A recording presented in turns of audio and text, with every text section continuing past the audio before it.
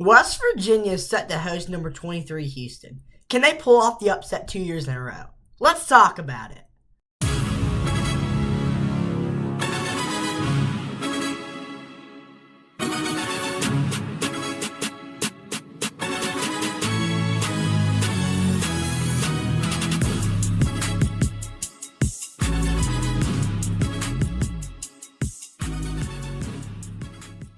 What's up, guys? Welcome back to your favorite podcast, the Hard Edge Podcast.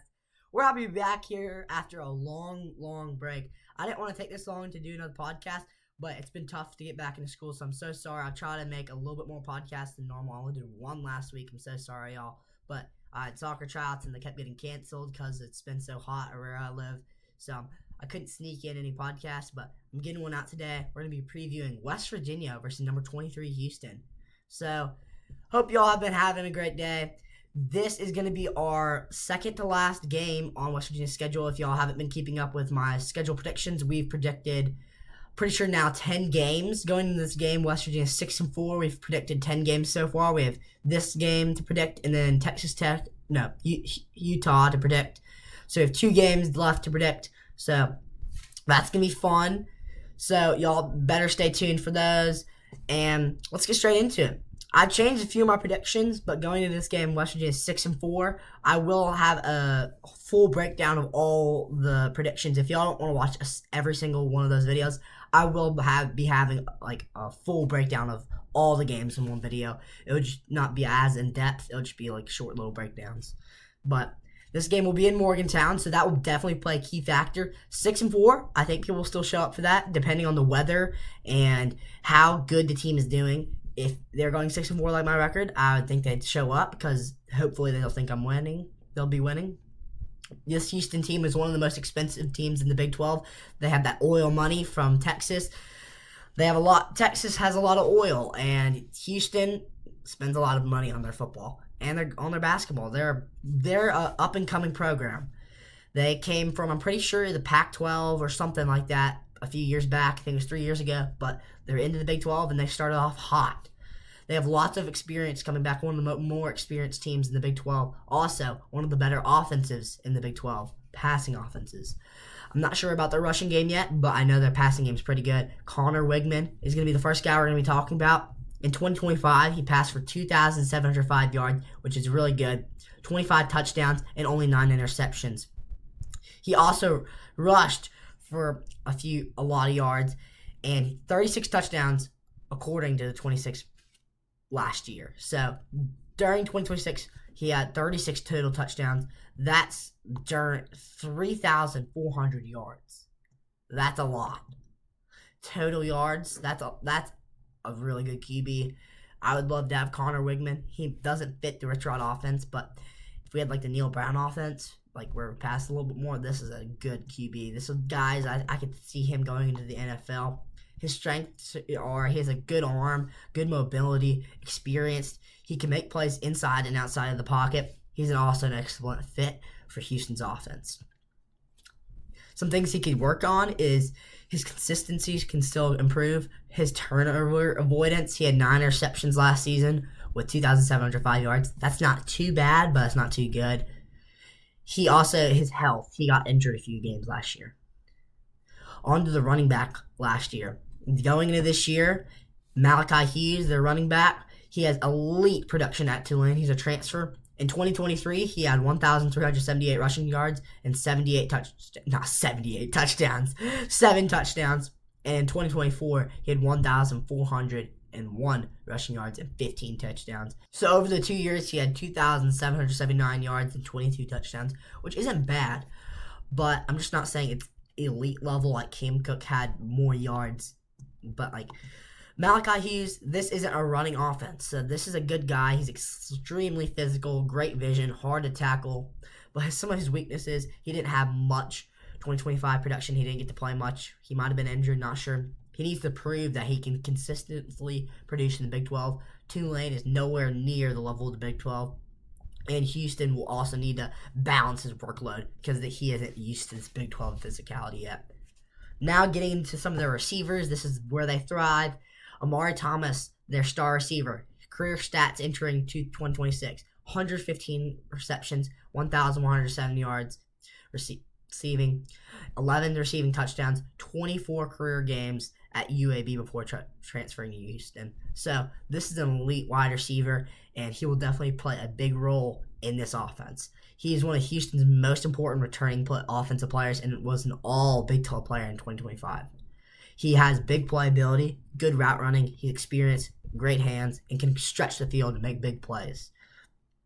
Weaknesses: Houston needs another receiver to consistently take coverage away from him because they're starting double teaming him and stuff.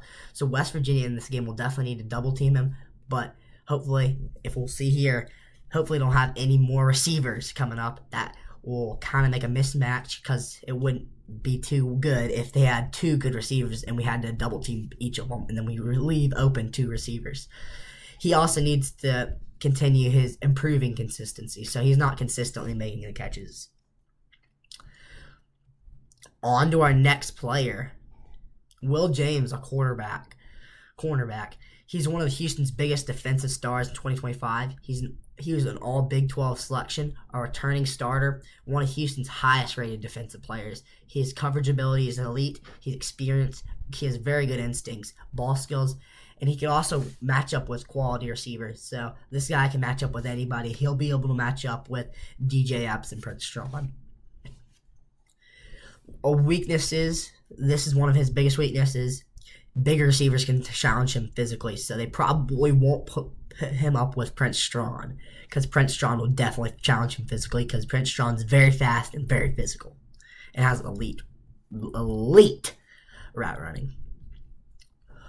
Oh no, guys, they have another elite wide receiver. I wouldn't call this guy elite as the last guy, but this guy's pretty good too. Kobe Young, wide receiver. He's a young player. You guys need to keep an eye on. Last year he had 12 receptions for 191 yards. That's a very good average. He averaged almost 16 yards a catch. That's really good.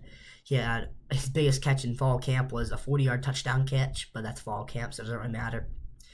His strengths: he has really, really fast speed, really good big playability, and he's also improving, so that's really good. He can also this offense is very vertical for Houston. They have lots of wide receivers that can stretch the plays downfield. They aren't in the string passes as much as maybe West Virginia would. They like to take deep shots, so West Virginia might need to look for that. He might need to prove consistency over a full season, because last year he didn't have the most yards, but he still needs to consistently make plays. Onto number 7, or onto the defensive tackle, Khalil Lafou. Lafou is one of the best defensive players up front. Houston is counting on the up front to be good this year, because if not, they probably won't be very good, because they need some defensive linemen to match up with this very good Big 12 offenses. There's many offensives in the Big 12 that they will have to stop, like Cameron Dickey from Texas Tech, that one guy from BYU, I can't remember his name, Cam Cook from West Virginia, the Oklahoma State transfer from North Texas. There's a lot of good rushing offenses in the Big 12, and you're going to have to watch out for.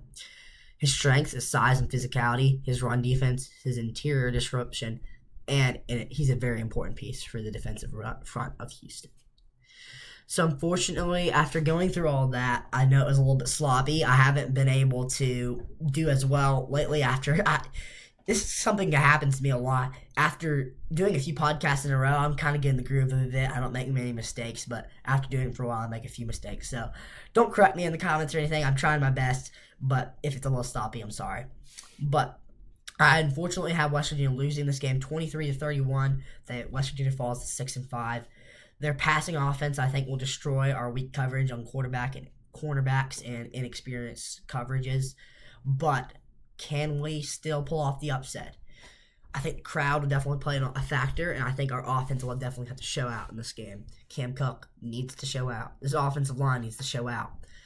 The most important thing in this game is our safeties, corners, linebackers. Our offense matters in this game. Usually our offense in most of these games, if not all of them, is the most important part of the game. But this game in particular, I think it's our defense, because this Houston passing offense is something we won't play for the rest of the season. this is a very, very, very good Houston passing offense. They like to take deep shots, and I'm not sure if these West Virginia corners that don't have the most experience, but we don't know yet. But if West Virginia has a good corner group, I definitely think we could pull off the upset in this game. But right now, I have us at 6-5. I'm so excited. I'm just going to make this a little bit longer because I don't have any more notes, but we're just going to talk for a minute about some stuff that comes up to me. So I'm just so excited, guys, for college football to start. I have so many thoughts in my head that I just want to talk about, but I can't get as many college football things out as I can because I just have so many thoughts. But aren't y'all so excited? The Pat White, I'm so excited for the whiteout. I really hope it turns out good. I hope, guys, please wear white. I just really hope this looks good and it doesn't look sloppy because I know in the past few years we haven't been doing our striped stadiums or gold rushes as good as we used to. But I would really love if it would look really cool. I think that could make on ESPN's. I think it'd be so cool. Pat McAfee talking about it and stuff like that. Whiteout, West Virginia having a ceremony. I'm so excited. I'm actually going to be there. I'm going to be tailgating right out. I'm going to have a tent right beside the stadium. We're having our own tent. So I'm really excited. We're the closest to the stadium. I'm really excited for that game. I'm also going to the Virginia game, and then that's it. So 2 games I'm going to this year. If y'all want to meet up with me, just hit me up. So I'm really excited for those 2 games. And those are 2 games that I think we could definitely win, especially the Coastal Carolina game. And I really hope it's a good game with some big plays. And it's just going to be a fun year for us. I think this is going to be our best year with West Virginia football for a while. And also other sports. I think this is going to be our best year for football and basketball and any other sports for the past maybe 7 years. This is going to be a good year for us. We have a top 14 class in basketball, top 25 class in football, and I think Rich Rod's finally found his guys. These guys I'm really excited about. West Virginia is getting doubted, and I don't like it. I can't wait to see people get proven wrong. We're gonna prove some people wrong this year. Mark my words. And if that doesn't happen, I don't know what happened. It might be the players because I know Rich Rod's trying his best. And this is a good team. This is a darn good team. So, what do y'all think? Thank y'all for watching. Hopefully be able to, there's 10 days left till college football starts. So excited. But hopefully I can get my final 2 videos about predicting the season starting. And thank y'all for all the ideas y'all have given me. Give me some more. Keep them coming. Because we need to get some. And I'll probably be doing post-game shows, or I'm definitely going to be making the shorter videos like I did a few days ago, AP Top 25. I'll definitely be doing those more often because those are really easy to make, and I feel like they're kind of fun to make. So I'm definitely making those after. If I can't make a post-game show, I'll definitely make a little short recap on the shorts pages. So check those out. Thank y'all for watching. Hope y'all have a great day, and let's cue them country roads. Peace.